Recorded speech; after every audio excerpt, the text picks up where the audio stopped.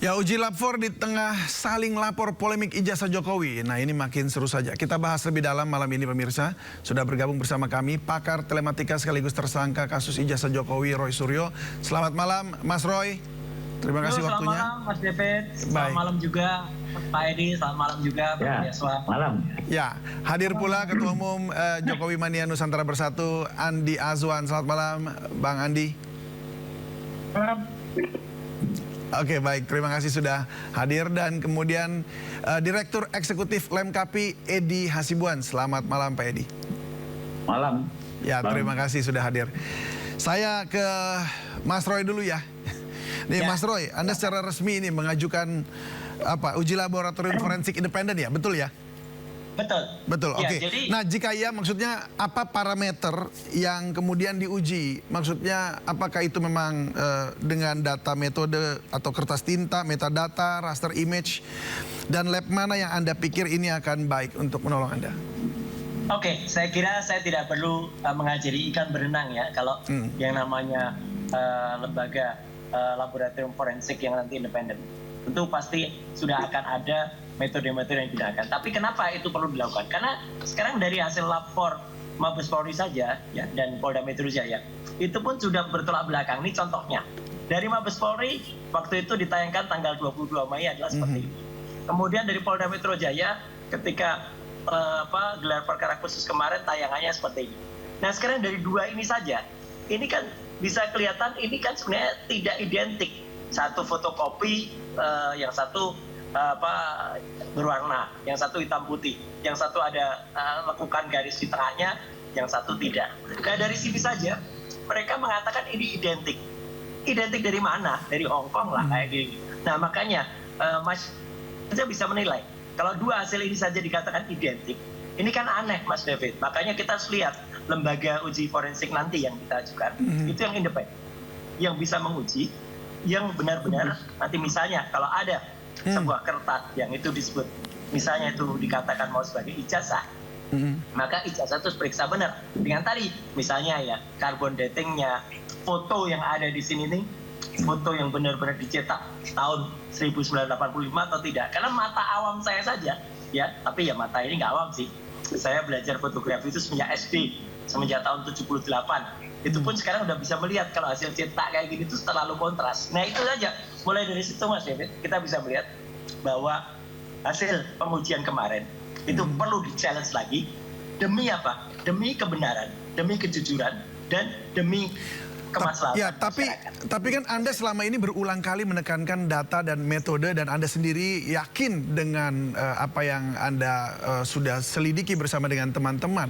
Kenapa perlu independen lagi gitu? Apakah memang masih ragu atau bagaimana? Perlu dilihat ya, besok itu ketika ini maju ke persidangan, posisi saya kan bukan sebagai ahli. Posisi saya itu didudukan di kursi pesakitan. Nah, jadi saya nggak bisa bersaksi selaku ahli kan. Jadi perlu ada ahli yang independen. Kalau kemudian ahli yang diajukan itu misalnya adalah ahli yang dari pihak Jokowi. Nah, ini kan konyol. Ahli dari pihak Jokowi itu misalnya siapa? Joshua Sinambela. Jelas betul Joshua Sinambela itu malah sudah berbohong pada tanggal pada tanggal 25 ya gitu. Ketika dikira bahwa ini scan, padahal itu sebenarnya bukan scan ya. Dan dia misalnya satu lagi siapa? Roni Teguh. Alah, seorang lulusan akademi komputer yang kemudian S2-nya di UGM, terus S3 pada itu kemarin juga dalam presentasinya malah hanya menggunakan software gratisan. Kok kayak gitu mau dipakai sebagai ahli kan konyol gitu. Jadi artinya orang-orang yang tidak layak ini harus di-challenge dengan lembaga yang independen. Baik, itu, Mas David. Baik, saya ke Bang Andi. Bang Andi, apakah Anda kemudian akan menolak atau akan menerima challenge ini? Iya, kalau kita melihat ya David, apakah ada regulasinya ya untuk mengadakan namanya lapor independen itu? Ya, apapun yang telah dilakukan oleh Puslapor itu adalah lembaga yang resmi milik negara, kemudian ini diakui secara nasional maupun internasional. Dan ini sudah jelas ya, sudah dilakukan, dan juga hasilnya pun ya apa yang dilakukan oleh Polda Metro Jaya pun hampir sama ya, identik gitu. Tapi yang jelas begini, apakah ini adalah ya trik untuk mengulur-ngulur waktu ya, biar proses ini tidak segera dituntaskan. Ya kan kita mengetahui bahwasanya gelar perkara khusus yang diminta oleh pihak tersangka ini kan sudah dipenuhi oleh pihak Polda Metro Jaya. Dan timbul permintaan lagi mengenai lapor independen itu. Nah, menurut saya secara regulasi itu ada atau tidak? Pertama itu. Yang kedua, buat kami itu adalah trik untuk mengulur-ngulur waktu saja. Ya sebaiknya adalah yang belum diperiksa, yaitu klaster 1, maupun juga saksi ahli maupun saksi yang meringankan itu segera juga untuk diperiksa. Biar ini semakin clear ya, dan cepat ya diserahkan kepada tahap selanjutnya, yaitu ke penuntutan, yaitu ke kejaksaan gitu. Jadi itu sih yang kita harapkan. Artinya intinya tidak perlu ada begitu, uji laboratorium forensik independen. Nah, buat kami sih semua sudah clear ya, dan clean gitu ya. Oke, sebab Makanya ini kan dulu, dari pihak Mas Roy-nya merasa belum clear juga. Ada regulasinya gitu loh. Adalah regulasinya, ada regulasi. Itulah yang baru nantinya yang dijadikan patokan untuk itu gitu loh. Karena kalau semua penuh apa yang diminta mereka dituruti, ya menurut saya kalau bicara dengan GPK kan ada peraturan Kapolrinya, ya di KUHP juga ada. Kalau yang ini kan kita nggak tahu apakah ada atau tidak. Yang jelas kalau diminta pertanyaan kepada kita semua, buat kami adalah yang katakan tadi, ya. Satu adalah mempercepat itu klaster 1 dan saksi ahli maupun saksi yang meringankan itu, ya. Jadi tidak ada lagi penundaan-penundaan begitu, David. Baik, Mas Roy, apa jawabannya? Ini katanya nggak ada dasar hukumnya begitu. Ya, namanya teknologi, namanya hukum itu kan juga berkembang. Dulu pemeriksa jauh dengan menggunakan video conference, akhirnya sekarang ada. Dan itu kan terbukti bagus gitu. Misalnya dalam kasus O.J. Simpson, ya di Amerika, kan pembuktian secara independen. Dan ada bagus sekali tadi Pak Rifai, kuasa hukum mereka, itu pun pernah mengajukan jenis ini. Misalnya ketika waktu itu ada seorang yang berpenyakit getah bening, kemudian beliau mengajukan yang namanya dokter independen, dan itu kuasa hukum dari Jokowi saja tadi dalam diskusi di TV sebelah itu setujui ini. Artinya ini prinsipal yang memang benar gitu loh. Takutan kalau ada memang benar-benar itu ilmiah, pasti itu akan disetujui, Mas David. Itu. Baik. Jadi artinya Pak Rifai saja kuasa hukum Jokowi. Baik, saya ke Pak Edi. Pak Edi, bagaimana nih tanggapan Anda? Apakah ini memang bisa dieksekusi dalam artian untuk uji laboratorium forensik independen ini? Ya, pertama memang secara hukum, kalau kita bicara hukum, memang sebetulnya puslapor Polri lah yang yang dijadikan sebagai bukti yang final ya. Artinya memang apa yang diajukan oleh hasil daripada puslapor Polri itulah yang final. Itulah yang bisa dipertanggungjawabkan secara hukum. Namun demikian kalau memang ada pertimbangan ada usulan ya. Tadi saya lihat Roy Suryo menyampaikan sebagai pembanding. Iya boleh saja, tetapi itu bukan menjadi alat bukti utama. Itu adalah merupakan sebagai alat pembanding. Kemudian apakah boleh misalnya disampaikan kepada pengadilan itu menjadi bukti ya, sepanjang itu dilakukan secara ilmiah, kemudian objektif dan juga itu boleh saya kira boleh misalnya seperti UI melakukan laboratorium forensik ya. Kemudian itu bisa melalui permintaan atas permintaan, pertama adalah penyidik atau mungkin jaksa atau mungkin kuasa hukum boleh ya. Kemudian yang ketiga adalah disertai dengan laporan ujian. Jadi kalau misalnya ada bukti ketika nanti di pengadilan, kemudian tentu harus juga disertai dengan penjelasan ilmiah ya. Yang misalnya kalau memang ada dari UI tadi, maka dia bisa memberikan keterangan tentang hasil laboratorium forensik yang disampaikannya sebagai pembanding tadi ya. Nah, namun demikian semua itu memang tergantung kepada bagaimana nanti di persidangan ya. Kemudian nanti juga kita lihat ya apakah memang permohonan ini itu disetujui oleh penyidik di Polda Metro Jaya atau tidak. Jadi kita lihat seperti itu ya. Nah ini jadi Tetapi harusnya kalau kita diajukannya bicara, bagaimana? Apakah saat ini seperti yang dilakukan oleh Mas Roy dan kawan-kawan, atau nanti setelah berjalannya persidangan begitu? ya, itu kalau misalnya biasanya kalau di dalam hal seperti ini, dalam persidangan, kemudian di dalam persidangan itu ada misalnya yang tidak menerima, kemudian hasil itu lalu jaksa biasanya akan mengajukan permintaan laboratorium forensik pembanding ya, atau mungkin hakim bisa mengajukan itu ya. Namun demikian untuk kuasa hukum ya, kalau saya lihat apakah itu boleh ya, saya dalam hal ini masih saya lihat masih terjadi perbedaan pandangan ya. Tapi ya nanti kita lihat saja apakah memang kuasa hukum nanti akan disetujui oleh misalnya dari pihak UI yang akan melakukan hasil laboratorium pembanding ya. Ya. Baik, saya ke Mas Roy. Nah ini Mas Roy, Anda juga ini kan dalam proses ya untuk mengajukan juga uji laboratorium forensik. Lagi begini, terus kemudian Anda juga dan kawan-kawan tentunya nih melaporkan Bang Andi nih ke pihak kepolisian juga gitu. Nah, kenapa nih? Alasannya apa? Ya. Apakah ini saling lapor ini kemudian jadi untuk sesuatu hal yang lain gitu, artinya secara politis dilakukan, atau memang ada apa gitu? Enggak, ini bukan politis, ini murni hukum ya. Jadi pelapornya adalah Mas Michael Sinaga. Ya, dia hadir di acara Rakyat Bersuara karena ada sebuah promosi yang bagus dari Rakyat Bersuara, akan ditampilkan scan ijazah asli. Nah, Michael kemudian datang dengan inisiatif sendiri ke acara itu di gedung iNews Tower pada tanggal 19 atau 25. Dan dia mengeluarkan biaya untuk bisa datang sampai ke sana. Dia tidak diundang loh. Dia datang. Jadi dia datang dengan usaha sendiri. Akhirnya dia punya effort.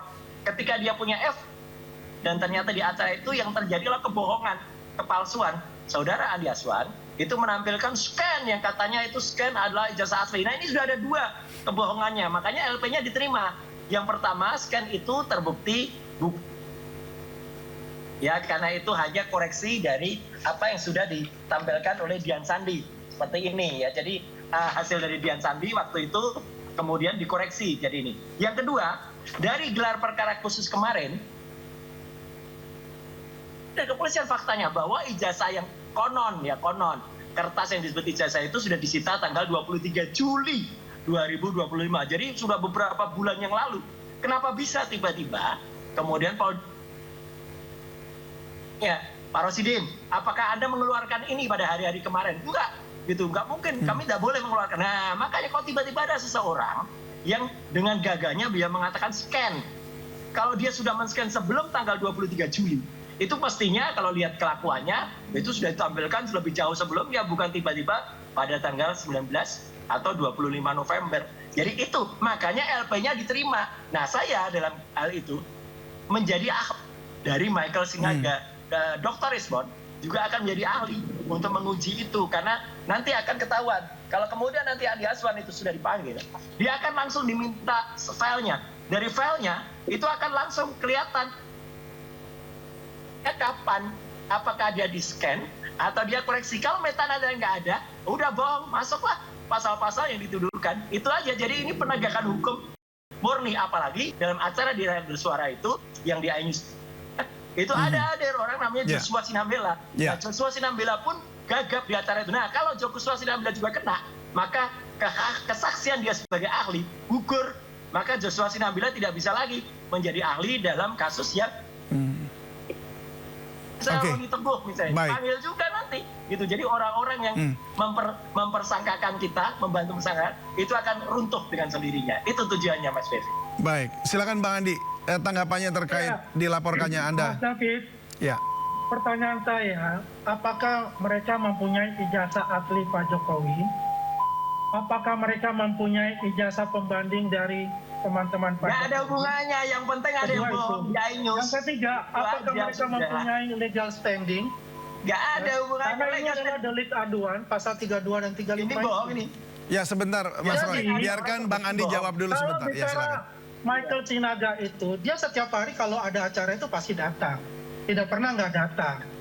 Ya, kalau mempertemukan ya tim-tim dari mereka itu, ya itu pasti dia tuh datang. Bukan sesuatu yang punya effort. Takutan. Setiap hari datang karena dia kan konten kreator, ya. Itu untuk berita, untuk itu. Ya, dia kan Desentana TV itu yang merupakan ya propaganda mereka lah, ya, ajang mereka untuk itu. Itu sesuatu itu. Standing point-nya aja, legal standing-nya itu juga tidak ada untuk itu. Ya. Oke, Dan benar. jelas kalau bicara itu yang dirugikanlah ada Pak Jokowi kalau itu Nggak ada bicara hubungannya dengan Jokowi tentang dengan kebijakan itu. Makanya kalau itu menurut saya ini adalah sesuatu yang mereka membuat sesuatu inilah. Ya riak-riak itu untuk menakut-nakuti semua jubir-jubir Pak Jokowi dalam rangka untuk membela Pak Jokowi berdasarkan data dan fakta itu. Karena yang saya Ya, tetapi yang Anda hadirkan di situ- scan itu, apakah Anda yakini bahwa itu benar? Nah Kenapa, itu, Daud? betul. Yang di scan apa itu?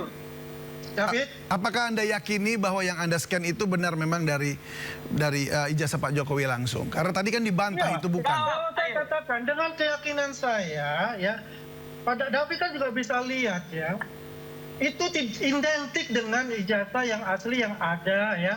Dan kalau mereka selalu mengatakan bahwasanya tidak ada emboss, tidak ada namanya watermark. Kalau kita kaji bahwasanya dengan menggunakan open source software aja, ya, saya bisa melihat kok itu ada watermark. Ketinggian operasi. Itu ada garis lintasan merah, ya. Itu ada juga. Udah nggak usah. Tadi pertanyaan Mas Devi. Jadi apapun yang dilakukan itu, mereka itu tidak mempunyai ijazah asli Itu aja udah. Ya, yang dimiliki oleh Pak Jokowi. Itu aja Itu tidak udah. ada, apalagi ijazah pertanyaannya Mas teman-temannya. Aiman, basic question. Jadi itu aneh sekali ya buat saya. Kan mereka 4 kali ditolak untuk itu karena gerasa berusuk ya mungkin diterima untuk itu. Apapun itu David Ya. ya itu hak mereka. Tapi yang jelas kita akan hadapi. Ya udahlah, tunggu aja panggil nanti. ya, Tunggu tapi aja dia dipanggil, Ya. kemudian ditunjukkan filenya apa. Begitu filenya bukan hasil scan, masuk ke barang. Udah gitu aja. Anda dikatakan tadi ini propaganda, Mas Roy. Bagaimana maksudnya? Nggak perlu. Yang penting filenya nanti udah deh, tunggu panggilan aja deh. Nanti udah begitu dipanggil, nanti suruh lihat filenya apa. Begitu filenya ditunjukkan itu bukan hasil scan, kan nanti metadatanya apa? Hasil scannernya dari scanner apa? Misalnya HP scan jet atau Canon plus atau apa, atau misalnya hasil scan dari mesin apa. Begitu itu ternyata tidak ada metadatanya. Atau dari filenya Dian Sandi masuk tuh udah, itu udah pasal 32 udah masuk tuh undang-undang ITE. Atau misalnya nanti Legal ketika dia standing-nya apa? Legal Udah, standing-nya Mas. apa?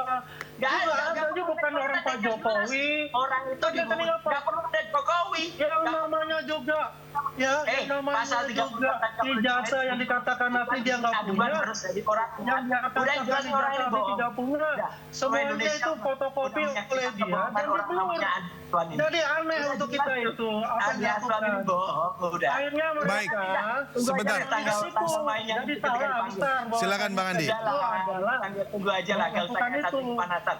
Udahlah, nanti tinggal dipanggil, nanti masuk gitu aja.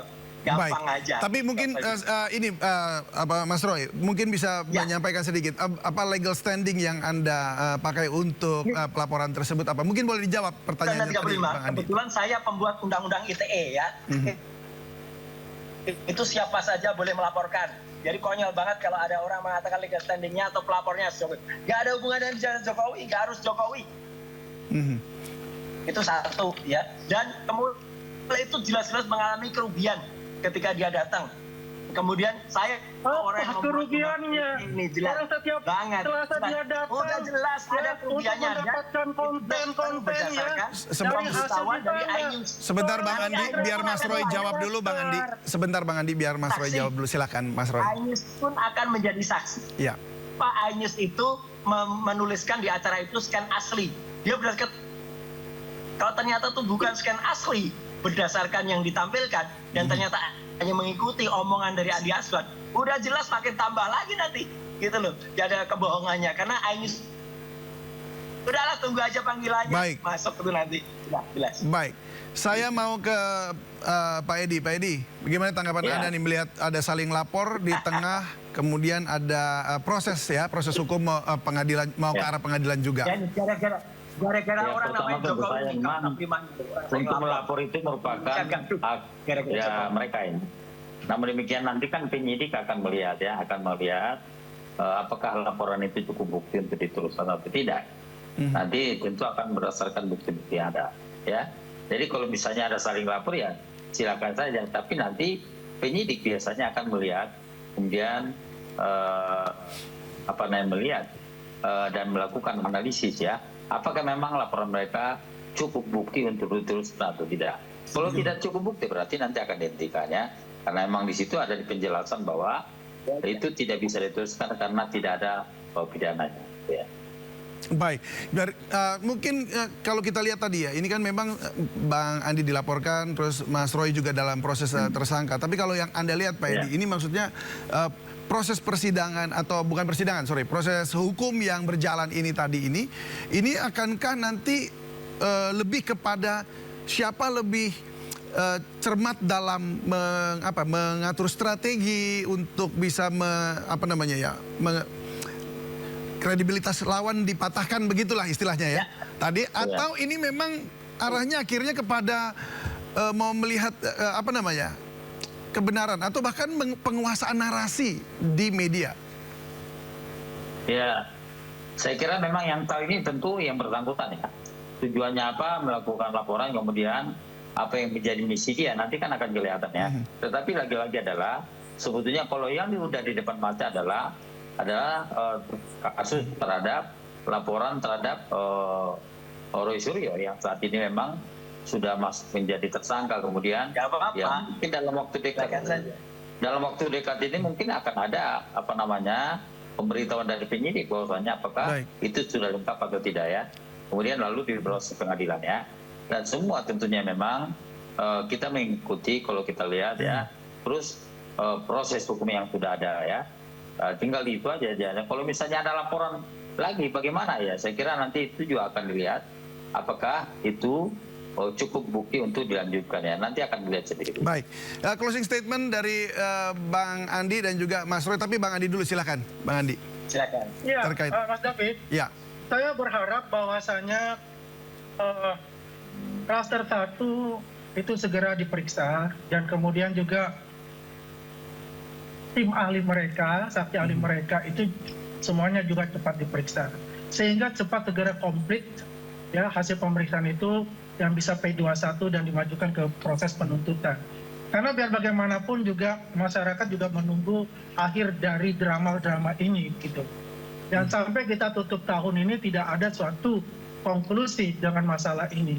Karena biar bagaimanapun sudah clear, apapun semua permintaan dari pihak tersangka itu sudah dipenuhi oleh Polda Metro Jaya, ya, dan sekaligus kehati-hatian yang telah dilakukan oleh Polda Metro Jaya. Tinggal bagaimana eksekusinya seperti apa. Kalau ditanyakan kepada kami semua, apa yang harus dilakukan? Ya, sebaiknya dilakukan suatu penahanan kepada mereka itu, biar tidak lagi terjadi suatu kegaduhan berikutnya. Yang ditahan dan kita nanti di tahun depan itu pun kita langsung bisa menyaksikan yang namanya suatu pengadilan mengenai hasil dugaan ijazah palsu ini. Baik. Sehingga masyarakat bisa terbuka, bisa melihat secara langsung. Di mana yang dikatakan menurut mereka itu palsu, di mana yang kita katakan ini adalah asli. Baik. Begitu, Baik, silakan Mas Roy, closing statement juga mungkin tanggapan tadi ditahan, semoga ada penahanan begitu tadi. Itu ngaco itu, nanti saya jawab. Ada orang yang selama 10 tahun itu sudah jelas-jelas membuat kerugian, sekarang sudah nggak jadi presiden saja, jadi causa prima. Orang pertama yang bikin gaduh itu ya Jokowi ini. Jadi artinya apa? Dia yang harusnya bertanggung jawab. Sekarang kan terbukti, anak bangsa saling lapor, saling bertempur. Gara-gara siapa? Jokowi yang sejak awal tidak kemudian secara jujur menunjukkan ijazahnya. Kalau sejak awal ijazahnya yang kayak kemarin itu ditunjukkan, udah jelas banyak orang langsung mengatakan itu palsu. Pas fotonya sama sekali tidak mencerminkan pas foto yang sudah berusia 40 tahun. Ya kemudian ditambah-tambah bosnya, kemudian sekarang mencoba dikasih bos, kasih watermark dan lain sebagainya. saja. Dan apalagi ya, orang yang kemudian jelas orang yang berbohong menggunakan scan yang katanya scan, padahal bukan scan. Kalau scan, itu ada metadatanya. Itu nanti kita challenge lah. Baik. Kalau nanti akan terbuka kelihatan. Kalau Baik. dari Dian Sandi, clear. Udah. Oke, baik. Kita tunggu ini hasilnya akan seperti apa sampai akhir tahun. Tapi Mas Roy, ini menjelang libur Natal sama Tahun Baru akan ada aksi lagi nggak nih? Terus saya nggak libur-libur nih. Kita tunggu saja. Kita tunggu saja tanggal mainnya. Dan kita akan lihat Pak Edi Hasibuan akan ketawa nanti. Siap, Pak Edi. Oke, baik kalau gitu. Mas Roy, terima kasih. Bang Andi, terima kasih. Pak Edi, terima kasih banyak. Salam sehat selalu dan ya selamat berlibur. Salam untuk keluarga juga. Selamat malam. Selamat malam.